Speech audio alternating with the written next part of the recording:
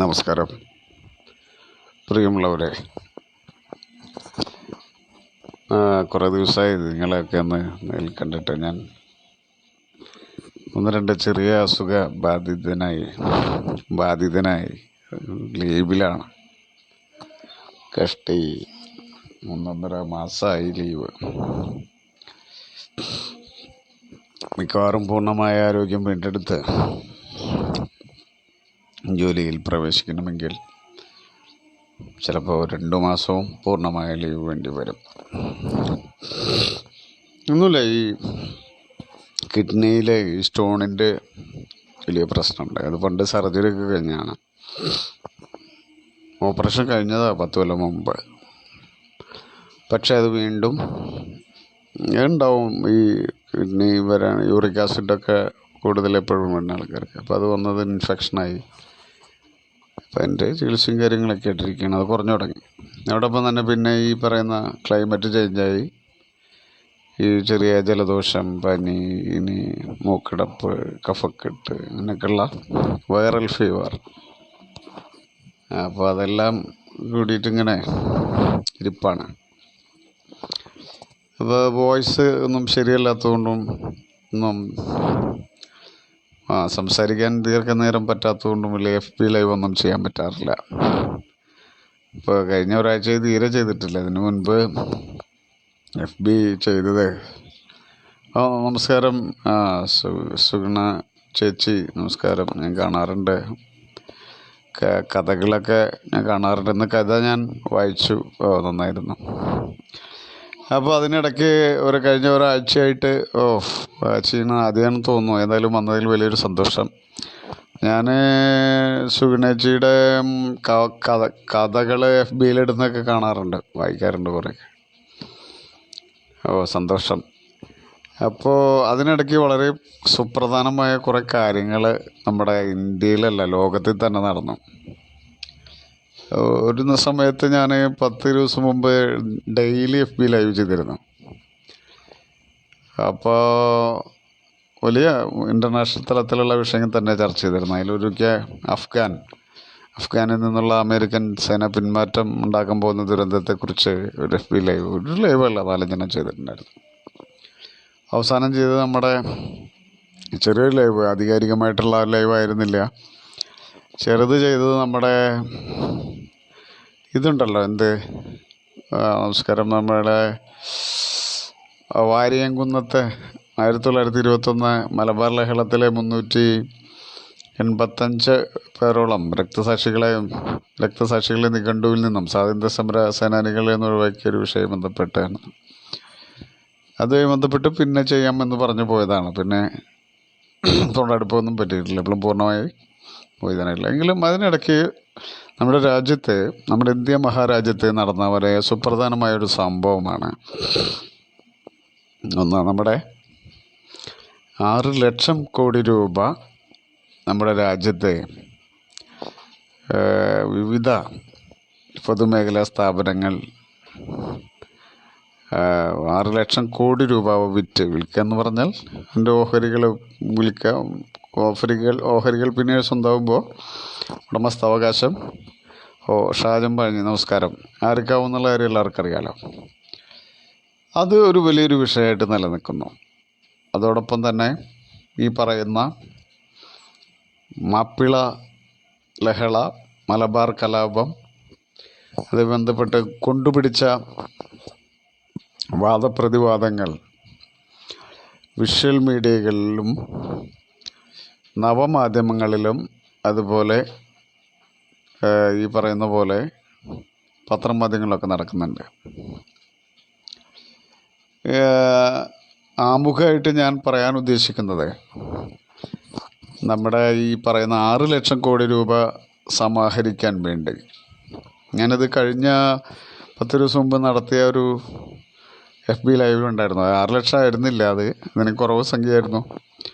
അപ്പോൾ 2021-22 6 ലക്ഷം കോടി രൂപയാണ് മുജീബെ, നമസ്കാരമുണ്ട്, കോടി രൂപയാണ് പൊതുമേഖലാ സ്ഥാപനങ്ങൾ വിറ്റ് അല്ലെങ്കിൽ ഓഹരികൾ വിറ്റ് അല്ലെങ്കിൽ പൂർണ്ണമായും സ്വകാര്യ മേഖലയ്ക്ക് കൈമാറി കേന്ദ്ര സർക്കാർ ഉണ്ടാക്കാൻ ഉദ്ദേശിക്കുന്ന തുക എന്ന് പറയുന്നത് 6 ലക്ഷം കോടി രൂപയാണ്. സ്വാഭാവികമായും നമ്മൾ ഇതിനു മുൻപും പലതവണ പല കേന്ദ്ര സർക്കാരുകളും സ്വകാര്യവൽക്കരണം നടത്തുന്നു, ഓഹരി വിൽക്കുന്നു എന്നൊക്കെ പറയാറുണ്ട്. പക്ഷെ ആരും ഇത് ഞങ്ങൾ ഈ 6 ലക്ഷം കോടി രൂപ എന്ത് ചെയ്യാൻ പോകുന്നു എന്ന് പറയാറില്ല. അതിനു മുൻപ് നമ്മുടെ ബഹുമാനപ്പെട്ട കേന്ദ്രത്തിൻ്റെ ധനകാര്യ മന്ത്രിനെയല്ലേ, പ്രതിരോധ മന്ത്രി അല്ല, ധനകാര്യമന്ത്രി നിർമ്മല സീതാരാമൻ പറഞ്ഞത് കഴിഞ്ഞ UPA സർക്കാരിൻ്റെ കാലത്തെ അവരുണ്ടാക്കിയ ബാധ്യതകൾ തീർക്കാനാണ് ഞങ്ങൾ ഇന്ധനത്തിന് അടിക്കടി വില വർദ്ധിപ്പിക്കുന്നത് എന്നൊരു നിലപാടാണ് ബഹുമാനപ്പെട്ട കേന്ദ്രമന്ത്രി പറഞ്ഞത്. അതിനെതിരെ ബഹുമാനപ്പെട്ട രാഹുൽ ഗാന്ധിയൊക്കെ പറഞ്ഞു, നിങ്ങൾ എന്തെങ്കിലും ഉണ്ടാക്കിയിട്ടുണ്ടോ, ഉണ്ടാക്കിയതൊക്കെ ഞങ്ങളല്ലേ എന്നൊക്കെ രീതിയിലുള്ള വാദപ്രതിവാദം നടന്നു. ഞാൻ പറയുന്നത് ഈ 6 ലക്ഷം കോടി രൂപ ഇന്ത്യയുടെ പൊതുമേഖലാ സ്ഥാപനങ്ങൾ വിറ്റ് സുഖം മരുഭൂമിയിലെ സുൽത്താൻ കുഴപ്പമില്ല ഉണ്ണിയെ സുഖമായിരിക്കണം വിറ്റിട്ട് ഈ 6 ലക്ഷം കോടി രൂപ ഞങ്ങൾ സമാഹരിക്കും എന്ന് പറഞ്ഞിട്ട് നിങ്ങൾ ഈ പൈസ എന്താണ് ചെയ്യാൻ പോകുന്നത്? രാജ്യത്തെ ജനങ്ങളിൽ നിന്ന് പിരിച്ചെടുക്കുന്ന വിവിധ നികുതികളില്ലേ? അപർണേ ആ പവർ ബാങ്ക് ഒന്ന് കാർന്നെടുത്ത് തരൂ. ഈ പിരിച്ചെടുക്കുന്ന പണമല്ലേ, ഏതൊക്കെയാ? GST കൂടാതെ വിൽപ്പന നികുതി, ആദായ നികുതി അല്ലേ? ആ കാറിൻ്റെ ഡാഷിൽ മറ്റേ ഇതിൻ്റെ ബാറ്ററി ഉണ്ട്, പവർ ബാറ്ററി, അതൊന്നും എടുത്തായിട്ട് ഇതിൻ്റെ ചാർജ് കമ്മിയാണ് അല്ലേ? ഇതെല്ലാം കൂടിയിട്ട് ഞങ്ങൾ എന്ത് ചെയ്യുന്നു? ഞങ്ങൾക്ക് മൗലികമായി അല്ലെങ്കിൽ 6 ലക്ഷം കോടി രൂപയ്ക്ക് ഈ പറയുന്ന പൊതുമേഖലാ സ്ഥാപനങ്ങളെല്ലാം ഓഹരി വിറ്റഴിച്ച് കിട്ടുന്ന ഈ പണം കൊണ്ട് ഞങ്ങൾ ഇന്ത്യക്കാരായിട്ടുള്ള ഈ നാട്ടിലെ ഈ രാജ്യത്തെ പൗരന്മാർക്ക് ഞങ്ങൾ എന്താണ് ചെയ്യാൻ ഉദ്ദേശിക്കുന്നത്? 6 ലക്ഷം കോടി രൂപ എന്ന് വെച്ച് കഴിഞ്ഞാൽ ഇപ്പോൾ ഒരു രാജ്യത്ത് വലിയ വികസന പ്രവർത്തനങ്ങളൊന്നും നടത്തിയില്ലെങ്കിലും ആളോഹരി ഒരാൾക്ക് കൊടുത്താൽ എത്ര രൂപയാവും? ഒന്ന് കണക്കൂട്ടിയൊക്കെ. ഒരു വ്യക്തിക്ക്, ഇന്ത്യയിലെ ഓരോ പാവപ്പെട്ട വ്യക്തിക്കും അവൻ്റെ ജീവിതകാലം മുഴുവൻ സുഭിക്ഷയായി കഴിയാനുള്ള ഇരട്ടി പണം വരും. ഈ പറയുന്ന പണം പല മടങ്ങ് പണം വരും. അങ്ങനെ ചെയ്യണമെന്നൊന്നും നമ്മൾ പറയുന്നില്ല. നിങ്ങൾ എന്തിനു വേണ്ടി ഇത് ചെയ്യുന്നു? ഇത് നിങ്ങൾ ഈ പണം വിറ്റ് ഞങ്ങൾ 6 ലക്ഷം കോടി സമാഹരിക്കുന്നു എന്ന് പറഞ്ഞ് ഈ പൊതുമേഖലാ സ്ഥാപനങ്ങൾ, ഈ രാജ്യത്തെ തുറമുഖങ്ങൾ, വിമാനങ്ങൾ, ട്രെയിനുകൾ, റെയിൽവേ ട്രാക്കുകൾ, റോഡുകൾ എന്നു കരുതി എന്തും ഞങ്ങൾ വിറ്റ് ഈ പണം സമാഹരിക്കും എന്ന് പറയുമ്പോൾ തന്നെ ഈ സമാഹരിക്കുന്ന പണം കൊണ്ട് ഈ രാജ്യത്തെ ലക്ഷം കോടിക്കണക്കിന് കാരണം മറ്റൊരു ഹോളില്ലേ സെൻട്രൽ, ആ ഹോളിലിരിക്കണ്ടേ, ഞങ്ങൾ ഇത്ര കഷ്ടപ്പെട്ടിട്ട് ഈ 6 ലക്ഷം കോടി രൂപ സമാഹരിച്ച് ഞങ്ങൾ എന്ത് ചെയ്യാനാണ് സമൂഹത്തിനോടൊന്ന് പറയണ്ടേ? എന്ത് പറയാനുള്ളത്? പത്രക്കുറിപ്പ് ഇറക്കുമ്പോൾ പറയാലോ, ഈ 6 ലക്ഷം കോടി രൂപ ഞങ്ങൾ ഇങ്ങനെ സ്വരൂപിച്ച് ഈ രാജ്യത്ത് വരുന്ന ഭൂരിഭാഗം വരുന്ന 90% വരുന്ന മധ്യവർഗത്തിനും താഴെയുള്ള പാവങ്ങളായിട്ടുള്ളവർക്ക് ഞങ്ങൾ ഇന്ന പോലുള്ള ജീവിതം ഓഫർ ചെയ്യുന്നു എന്ന് പറയാനുള്ള ആർജവം കാണിക്കുമോ? ഇല്ല. എന്താ പറഞ്ഞാൽ കുഴപ്പം? അത് അജണ്ടയിൽ വേണ്ടേ? പകരം ഞങ്ങൾ ഇത് ആരെ ഏൽപ്പിക്കുന്നു? ഇതിനു മുൻപ് ഞാൻ ഒരു ദിവസം നടത്തിയ FB ലൈവിൽ പറയുന്നു, രാജ്യത്തിൻ്റെ ഓരോ ജനങ്ങളുടെയും കണ്ണിലെ കൃഷ്ണമണി പോലെ വളരെ സാധാരണക്കാരൻ മുതൽ വലിയ കോർപ്പറേറ്റ് കുത്തക വരെയുള്ളവർ നികുതി കൊടുത്ത് ഖജനാവിലേക്ക് മുതൽ കൂട്ടിയ പണം, പിന്നെയോ പഞ്ചവത്സര പദ്ധതികളിലൂടെ സ്വാതന്ത്ര്യലബ്ധിക്ക് ശേഷം പല സോഷ്യലിസ്റ്റ് രാജ്യങ്ങളിലൂടെ, റഷ്യയിലെ എടുത്തു പറയേണ്ട രാജ്യം ഒക്കെ സഹായത്തോടു കൂടി ഈ രാജ്യത്ത് സ്വയം പര്യാപ്തമാക്കാൻ വേണ്ടി ഈ രാജ്യത്തുള്ള പൊതുമേഖലാ സ്ഥാപനങ്ങൾ നവരത്ന മിനിരത്ന ഭേദമില്ലാതെ കോടിക്കണക്കിന് രൂപയുടെ ലാഭമുണ്ടാക്കി തരുന്ന ഈ പറയുന്ന സ്ഥാപനങ്ങളടക്കം യാതൊരുവിധ തത്വനിശ്ചയം കൂടാതെ ഓഹരികൾ വിറ്റ് പണം സമാഹരിക്കണമെന്ന് ആരാവശ്യപ്പെട്ടിട്ടാണ്? ഈ രാജ്യത്തെ ജനങ്ങളെല്ലാവരും കൂടി ഒരു ഹിതപരിശോധന നടത്തണ്ടേ? യൂറോപ്യൻ രാജ്യങ്ങളൊക്കെ അങ്ങനെയാണ്. ബ്രിട്ടനിൽ ഹിതപരിശോധന നടത്തി, കേട്ടിട്ടില്ലേ? അമേരിക്കയിൽ ഹിതപരിശോധന നടത്തി. അങ്ങനെ ഇന്ത്യയിൽ ഒരു ഹിതപരിശോധന നടത്തിയിട്ട് ഈ ഓഹരികളൊക്കെ 6 ലക്ഷം കോടി വിറ്റോട്ടെ എന്ന് തീരുമാനം എടുക്കാൻ നമുക്ക് തെറ്റില്ല. ജനാധിപത്യ രാജ്യമാണെങ്കിൽ അങ്ങനെയും കൂടിയിട്ടൊരു ശ്രമം നടത്തിക്കൂടെ? ആരുടെ താല്പര്യം സംരക്ഷിക്കാനാ? രാജ്യത്തിൻ്റെ മൊത്തത്തിലുള്ള എല്ലാ ആസ്തി വിഭവങ്ങളും ഇതിനകം തന്നെ പകുതി മാറിക്കഴിഞ്ഞു. പെട്രോളിയം പ്രകൃതി മേഖല റിലയൻസിൻ്റെ കയ്യിലാണ്.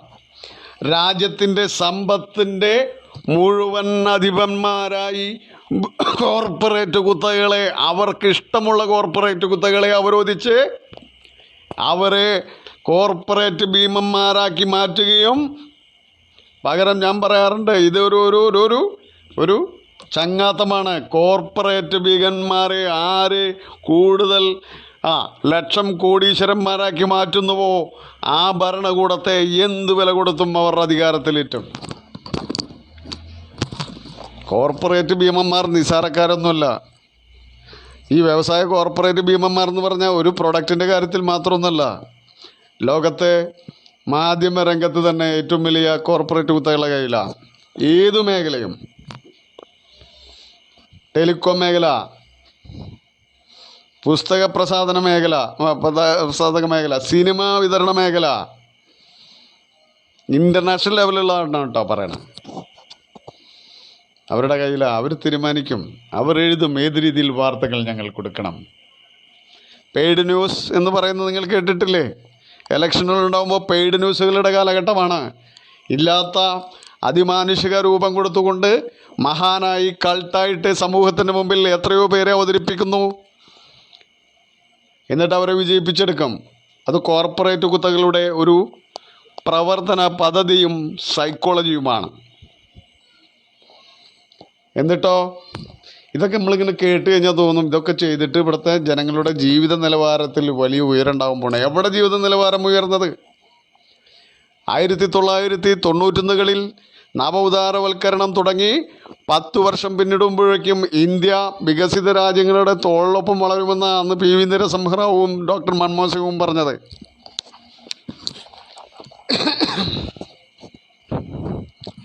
എവിടെ എത്തി? നമസ്കാരം പ്രിയ സുഹൃത്തെ, എവിടെ എത്തി? ചില്ലറ വിൽപ്പന മേഖലയിലടക്കം ബഹിരാഷ്ട്ര കുത്തക ഭീമന്മാർ വന്നു.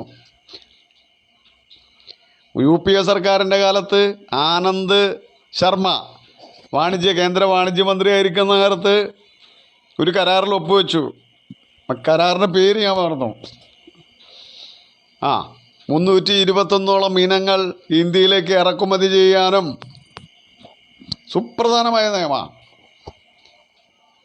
ആസിയാൻ കരാറൊന്നുമല്ല തോന്നുന്നു, വേറെ കരാറാണ്. അതുപോലെ അത് ഇറക്കുമതി ചെയ്യുമ്പോൾ തന്നെ ഇറക്കുമതിയായി ബന്ധപ്പെട്ട് ആ നയത്തിൻ്റെ ഭാഗമായിട്ടാണ് വിദേശ ട്രോളറുകൾക്ക് ഇന്ത്യയിലെ ഇന്ത്യയുടെ സമുദ്രങ്ങളിൽ നിന്നും വൻകിട വിദേശ ട്രോളറുകൾക്ക് യഥേഷ്ടം മത്സ്യം കൊണ്ടുപോകാൻ പറ്റാവുന്ന അവസ്ഥ വന്നതിന് ശേഷമാണ്. ഞാൻ ഒരു ചെറിയ ഉദാഹരണം എടുത്ത് പറഞ്ഞല്ലോ. GATT, IMF, world bank, world ബാങ്കിൻ്റെ കരാറ്, GATTും കാണാചരയുടെയും PV നന്ദനകുമാറിൻ്റെ പുസ്തകമുണ്ട്, ലോകപ്രശസ്തമായ പുസ്തകം. ഒരു കരാറിൻ്റെ ഒരു കാര്യം മാത്രം ഞാൻ എടുത്തു പറഞ്ഞാണ്. വൻതോതിൽ ഇന്ത്യയിൽ ഉൽപ്പാദിപ്പിക്കപ്പെടുന്ന സാധനങ്ങൾ വൻതോതിൽ വേറെ രാജ്യത്ത് നിന്ന് ഇങ്ങോട്ട് വന്നു കഴിഞ്ഞാത്ത സ്ഥിതി എന്താ ഉണ്ടാവുക?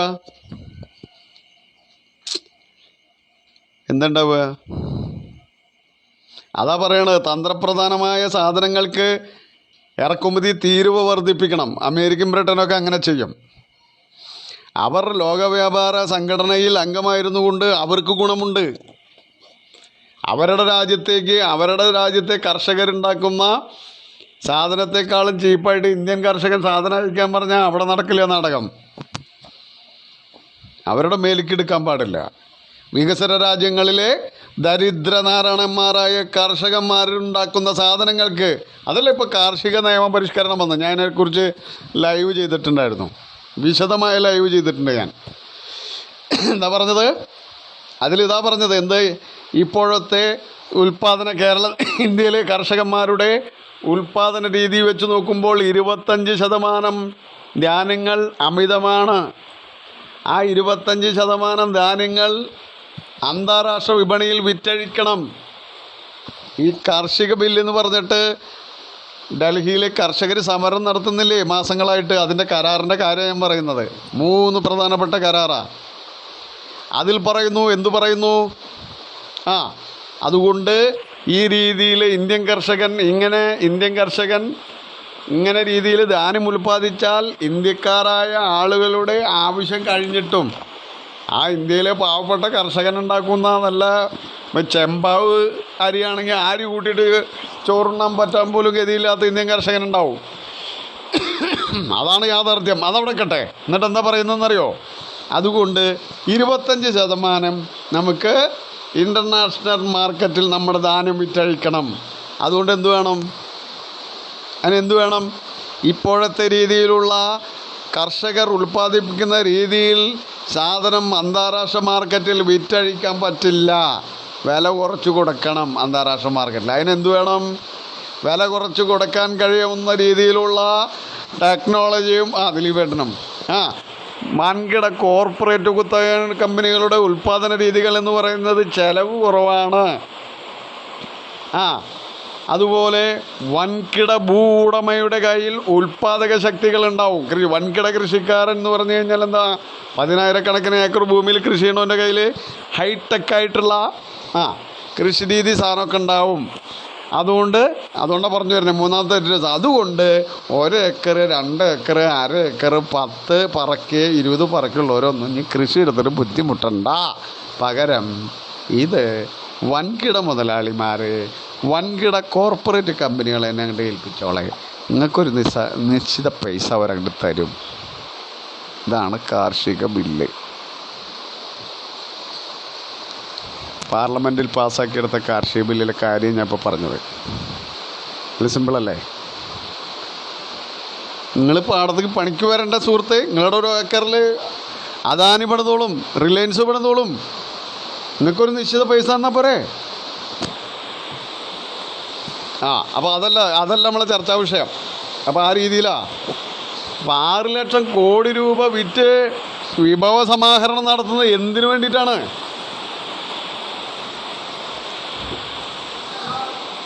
സ്വകാര്യ മേഖല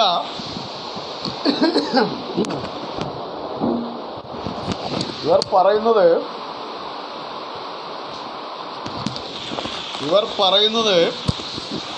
പറയുന്നത് കോർപ്പറേറ്റുകൾക്ക് സ്വകാര്യവൽക്കരണം വന്നാൽ ഇതെല്ലാം വളരെ മനോഹരമായി കുറച്ച് വെള്ളം കുടിക്കാൻ തരും. കോർപ്പറേറ്റ് കുത്തക കമ്പനികൾ ചെയ്യും. പിന്നെ ഗവൺമെൻറ്റിൻ്റെ ആവശ്യം എന്താ ഉള്ളത്?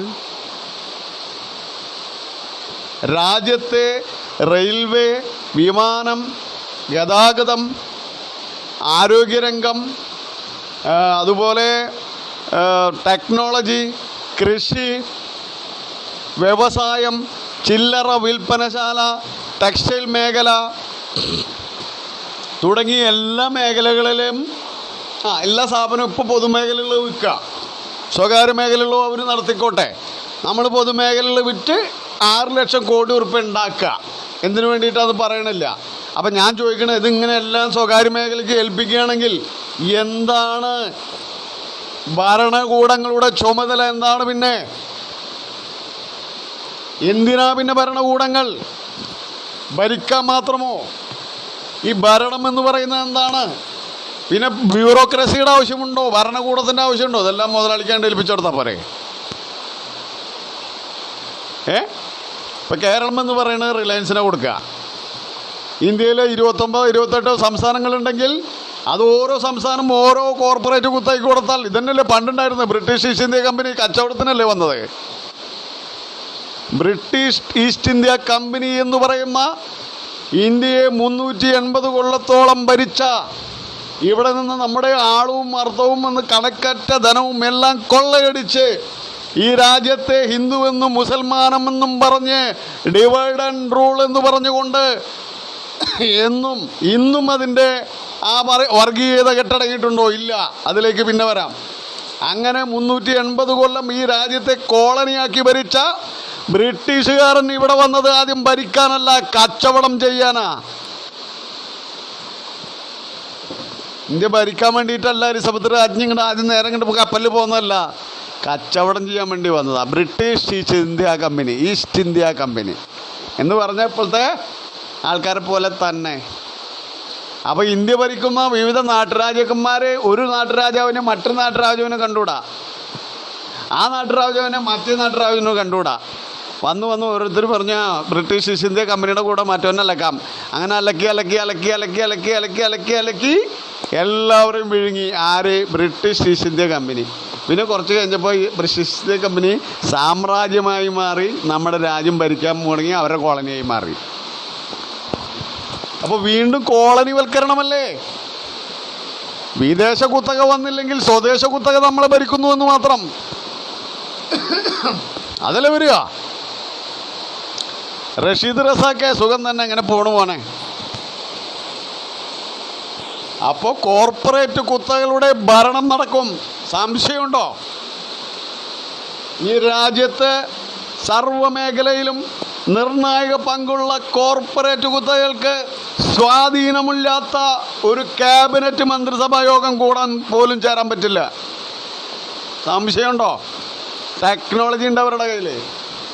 അവർ മന്ത്രിമാരെ വിലക്കെടുക്കും, അവർ MP-മാരെ വിലക്കെടുക്കും, MLA-മാരെ വിലക്കെടുക്കും, വേണമെങ്കിൽ അവർ രാജ്യം തന്നെ വിലക്കെടുക്കും. സംശയമുണ്ടോ? ഒരു സംശയവും വേണ്ട.